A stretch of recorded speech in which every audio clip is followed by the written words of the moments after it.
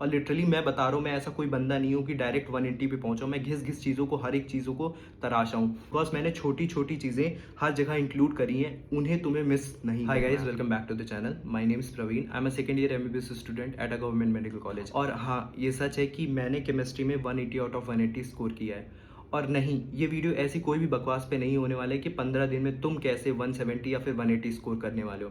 Because I know इन 15 दिन में ऐसा नहीं हो सकता है कि तुम 30 से 170 या फिर 180 स्कोर कर लो। लेकिन ऐसा ज़रूर हो सकता है कि इन सारी चीज़ों को फॉलो करके तुम कहीं ना कहीं 140 या 140 प्लस इजिली स्कोर कर सकते हो। और देखो यार, पर्सनली मैं एक चीज़ बताना चाहूँगा कि मैं ये वीडियो में तुम्हें ये चीज़ परफेक्टली क्यों बता सकता हूँ, क्योंकि मेरे फर्स्ट अटेम्प्ट में कहीं ना कहीं ऑलमोस्ट ही 20 मार्क्स आए थे। और मैंने ये भी सच किया कि फाइनली 180 आउट ऑफ 180 स्कोर किया हूँ। तो लिटरली तुम लोग भी गेस कर सकते हो कि मुझे वो सारी मिस्टेक्स एलिमिनेट करनी पड़ी थी। और एनसीईआरटी का हर एक कोना पता था मुझे कि इस पेज से ज़्यादा क्वेश्चंस आते हैं, इस चैप्टर से ज़्यादा क्वेश्चन आते हैं। और वो सारी चीज़ें मैं तुम लोगों को इस वीडियो में बताने जा रहा हूँ। और किन किन चीज़ों को तुम्हें इन 15 दिनों में टारगेट करना चाहिए जिससे तुम कम से कम दिन में मैक्सिमम आउटपुट निकाल। और यार, इस वीडियो को स्टार्ट करने से पहले मैं तुम लोगों से एक चीज़ कहना चाहूँगा, प्लीज़ ये वीडियो पूरा देखना।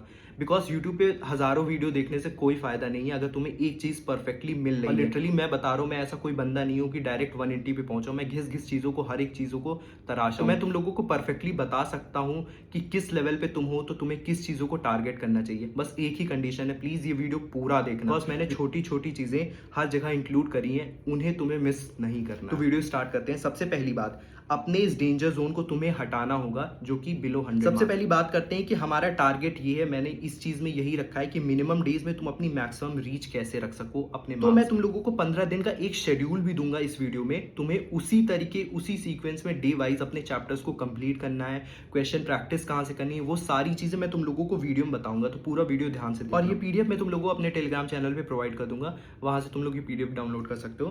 तो तुम्हें क्या करना चाहिए उससे पहले मैं हर वीडियो में तुम लोगों को ये बताता हूं कि क्या चीज़ें नहीं करनी चाहिए। देखो, YouTube पे सब लोग ये चीज़ बताते हैं कि तुम्हें ये करना चाहिए, लेकिन मेरी ये आदत है कि तुम लोगों को ये चीज़ बताना चाहिए और पता होना चाहिए कि अपनी गलतियां हो क्या रही। तुम्हें ये सारी चीज़ें जो मैं तुम लोग बताने जा रहा हूँ, ये चीज़ें एलिमिनेट करनी ही होगी, क्योंकि तुम्हारे पास दिन बहुत ज़्यादा कम है और तुम्हें मैक्सिमम आउटपुट निकालना है। तो सबसे पहली बात, तुम्हें क्या क्या चीज़ें एलिमिनेट करनी है, तुम्हारी मिस्टेक्स को एलिमिनेट करना है। सबसे पहली बात ये रहती है कि तुम्हें कोई भी एक्स्ट्रा रिएक्शन नहीं याद करनी है। ये बेसिकली पॉइंट मैंने इसलिए लिखा है ऑर्गेनिक केमिस्ट्री, क्योंकि मेरी भी जो कोचिंग की नोट्स थी उसमें भर भर के ऐसी फालतू की रिएक्शन थी जिनका एनसीईआरटी में कोई भी नामो निशान नहीं है। तो तुम्हें मैं ये चीज़ें बताऊंगा आगे चल के कि वो सारी चीज़ों को कैसे कट डाउन शॉर्ट करना है, ताकि तुम जल्दी जल्दी बार बार नोट्स को रिवाइज कर सको। फिर उसके बाद एनसीईआरटी इग्नोरेंस, ये चीज़ें तुम्हें नहीं करनी है और करनी भी है। कहाँ नहीं करनी है और कहाँ करनी है वो भी मैं तुम लोगों को आगे बताऊंगा। देखो, बेसिकली ये सारी चीज़ें जो मैं तुम लोगों को बता रहा हूँ, इसका मैं तुम लोगों को नीचे सोल्यूशन भी बताऊंगा। अभी ये गलतियां बता रहा हूँ कि क्या क्या गलतियां होती हैं। तो एनसीईआरटी इग्नोरेंस तुम्हें कहाँ करनी है, कहाँ नहीं करनी है, क्योंकि अभी समय बहुत कम बचा है। फिर उसके बाद बात करते हैं क्विक फार्मूला शीट। बेसिकली ये पॉइंट फिजिकल केमिस्ट्री के लिए, फिजिकल केमिस्ट्री में ये तुम लोगों के लिए बहुत ज़्यादा ज़रूरी हो जाता है कि एक फार्मूला शीट हो। जिन लोगों ने बनाई है वेल एंड गुड, और जिन लोगों ने अभी तक नहीं बनाई तो मैं तुम लोगों को ऐसा तरीका बताऊंगा जिससे तुम लोग 10 से 15 मिनट में अपनी पूरी फार्मूला शीट कंप्लीट कर सकते हो पर चैप्टर की, और एक दो पन्ने में पूरा का पूरा चैप्टर आ जाएगा। फोर्थ पॉइंट ये है, दैट इज प्रायोरिटाइज। देखो, तुम्हारे पास समय बहुत ज़्यादा कम बचा है, तो तुम्हें वो सारी चीज़ों को टारगेट करना ही होगा जहां से तुम मैक्सिमम मार्क्स ग्रैस्प कर सकते हो। तो वो सारे चैप्टर्स भी मैं तुम लोगों को बताऊंगा जहां से मैक्सिमम क्वेश्चंस आते हैं, फिजिकल, ऑर्गेनिक, इनऑर्गेनिक, तीनों के बताऊंगा। तो स्टार्टिंग का जो फर्स्ट 8 डेज है अभी से लेकर के, उसमें तुम लोगों को प्रायोरिटाइज चीज़ें करनी है। दैट इज चैप्टर्स जो सबसे ज़्यादा हैवी वेटेज रखते हैं, उन्हें तुम्हें कंप्लीट करना होगा। वो सारे चैप्टर्स क्यों कंप्लीट होंगे? क्योंकि वो सबसे ज़्यादा वेटेज रखते हैं और सबसे ज़्यादा मार्क्स तुम लोगों को दिलाएंगे कम से कम। तो सबसे पहले ऑर्गेनिक केमिस्ट्री की बात करें। देखो, एक चीज़ मैं तुम लोग बताना चाहूँगा, यहाँ पे मैंने लिखा है टाइम सेवर।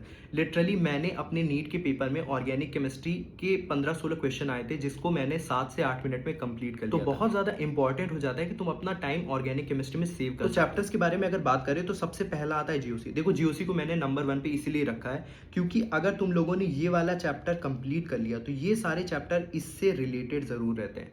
तो बाकी चैप्टर्स को तुम लोग फास्ट कंप्लीट कर सकते हो अगर तुम लोगों ने जीओसी पहले कंप्लीट करा। जिन लोगों ने कंप्लीट कर लिया है बहुत अच्छी बात है, बाकी चैप्टर्स कर लो, लेकिन ये वाला चैप्टर अगर अच्छा नहीं है तो इसे पहले कंप्लीट करो। फिर उसके बाद अमाइंस एक छोटा चैप्टर है, जल्दी कंप्लीट कर सकते हो। Haloalkanes, carbonyl compounds, carboxylic acid, ये सबसे ज़्यादा इंपॉर्टेंट चैप्टर मुझे लगता था। इसे मुझे अभी भी याद है, मैंने एनसीईआरटी से बहुत बार रिवाइज किया था। फिर हो गया हाइड्रोकार्बन, अल्कोहल, फिनॉल, ईथर। अब देखो ये वाले चैप्टर्स तुम लोग कहीं से भी कंप्लीट करो, तुम्हारे टीचर ने अगर पढ़ाया है तो नोट से कंप्लीट कर लो। और अगर अभी तक तुम लोगों ने ये वाले चैप्टर्स नहीं पढ़े हैं तो इसमें कोई शर्म की बात नहीं है, डायरेक्ट जाओ यूट्यूब पे वन शॉट्स खोलो। वन शॉट अच्छे होते हैं, लिटरली ऑर्गेनिक के अच्छे हैं। मैंने पीडब्ल्यू के काफ़ी लेक्चर्स देखे थे, कुछ लेक्चर्स बहुत ज़्यादा अच्छे थे। तो तुम लोग पीडब्ल्यू के लेक्चर्स वन शॉट देख सकते हो, कोई बुराई नहीं है। तो वन शॉट उसे कंप्लीट कर लेना, फिर डायरेक्ट एनसीईआरटी रीडिंग पे चले जाना। एनसीईआरटी रीड करते वक्त एक हाईलाइटर ज़रूर रखना। हाइलाइटर का तुम लोगों को फ़ायदा नीट के एक दिन पहले दिखेगा, क्योंकि तुम लोग ऐसे बुक को खोलोगे तो तुम्हें सब कुछ एकदम प्लेन दिखेगा, तुम्हें पता ही नहीं चलेगा क्या चीज़ इंपॉर्टेंट है, कहीं ना कहीं तुम्हारा माइंड लैग करेगा। लेकिन अगर तुम कुछ चीज़ें हाईलाइट करे रहोगे, जो भी रिएक्शन लिखी रहती है उसके बगल में कुछ conceptual point, important points, condition लिखी रहती है, उसे तुम ज़रूर हाईलाइट कर लो, ताकि जब नीट के पहले ऐसे बुक खोलो ना तो वो चीज़ें दिख जाएँ, तो तुम्हारे वहीं से क्वेश्चन ज़रूर आ जाते हैं।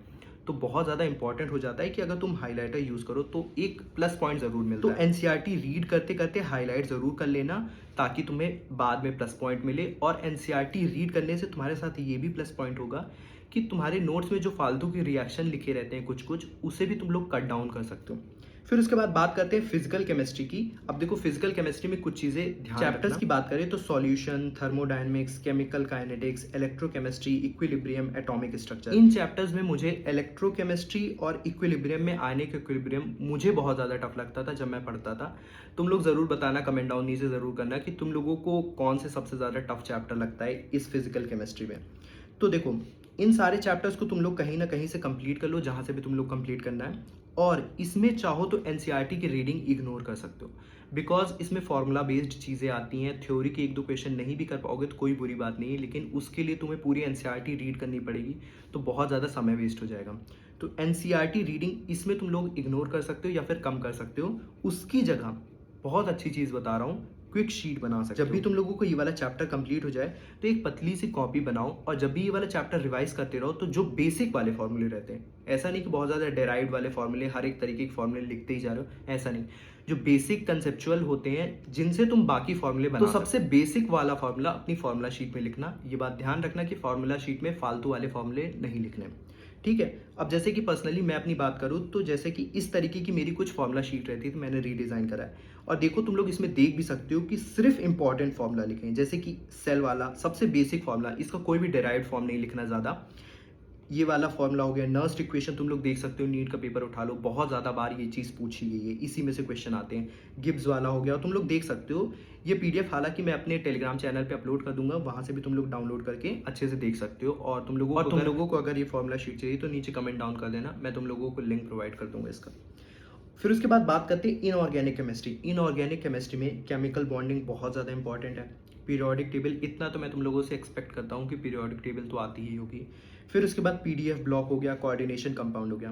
पर्सनली मैं अपनी बात करूँ तो इनऑर्गेनिक केमिस्ट्री में मुझे ये और ये ब्लॉक वाला चैप्टर और coordination compound, I don't know why, मुझे सबसे ज़्यादा तुम लोगों का इनऑर्गेनिक में कौन सा सबसे ज़्यादा टफेस्ट चैप्टर लगता था, नीचे कमेंट डाउन जरूर। अब देखो यहाँ पे तुम्हें एनसीईआरटी नहीं इग्नोर करनी है।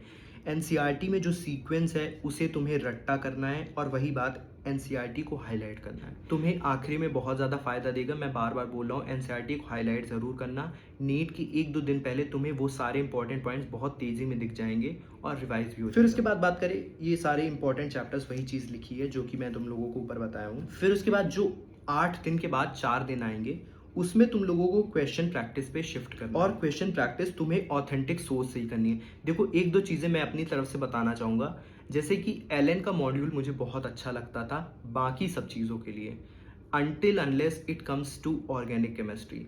मुझे आई डोंट नो व्हाई बहुत सारे बच्चे भी कहते थे, पर्सनली मेरा ये ओपिनियन नहीं है कि ऑर्गेनिक केमिस्ट्री का जो एलन के मॉड्यूल्स के क्वेश्चंस हैं वो बहुत ज़्यादा अच्छे नहीं हैं। तो उसके लिए मैं तुम लोगों को कुछ और सजेस्ट करना चाहूँगा, और बाकी सारी चीज़ों के लिए आई विल स्ट्रांगली सजेस्ट कि अगर तुम्हारे पास एलएन है तो करो, उसी को करो। लेकिन ऑर्गेनिक केमिस्ट्री के लिए पर्सनली मेरी तरफ से तो ये रहेगा कि उसके अलावा कुछ भी कर सकते हो। तो उसके लिए तुम लोग MTG बुक वगैरह यूज़ कर सकते हो, या फिर PW के मॉड्यूल्स भी अच्छे हैं। अनअकैडमी के मॉड्यूल वाले क्वेश्चंस वो तुम लोग कर सकते हो, या फिर प्योरली मॉक टेस्ट से भी तुम लोग अपनी प्रैक्टिस कर सकते हो। और एक बात का ध्यान रखना कि 150 प्लस क्वेश्चन पर डे ज़रूर होने चाहिए।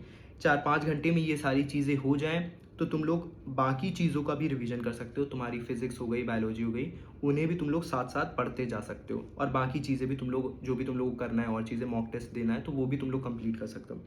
फिर उसके बाद बचे तुम्हारे पास लास्ट के 3 दिन। अब तुम लोगों को प्योरली शिफ्ट हो जाना है मॉक टेस्ट पे। मॉक टेस्ट देना है, उसका एनालिसिस करना तो देखो यार, अगले 15 दिन जो भी मैंने तुम लोगों को बताया है, अगर उसे पूरी शिद्दत से और कंसिस्टेंसी से फॉलो कर लिया तो तुम्हारे 140 प्लस मार्क्स कहीं नहीं जा रहे हैं। अब ये अगले 15 दिन तुम्हारे ऊपर डिपेंड करते हैं, तुम्हें एक गवर्नमेंट सिलेक्शन लेना है या फिर ड्रॉप लेना है। उन 1% बच्चों में आना है जहाँ पे सिलेक्शन होता है या फिर नहीं। तो यार, अगर इस वीडियो से रिलेटेड तुम्हें कोई भी डाउट है तो नीचे कमेंट डाउन जरूर कर देना। I reply as soon as possible. और वीडियो अच्छी लगी हो तो जरूर करना। और बाकी अगर इसी तरीके मेरे से कनेक्टेड रहना चाहते हो अपनी नीट की जर्नी में, तो सब्सक्राइब जरूर करना। और टिल देन बाय।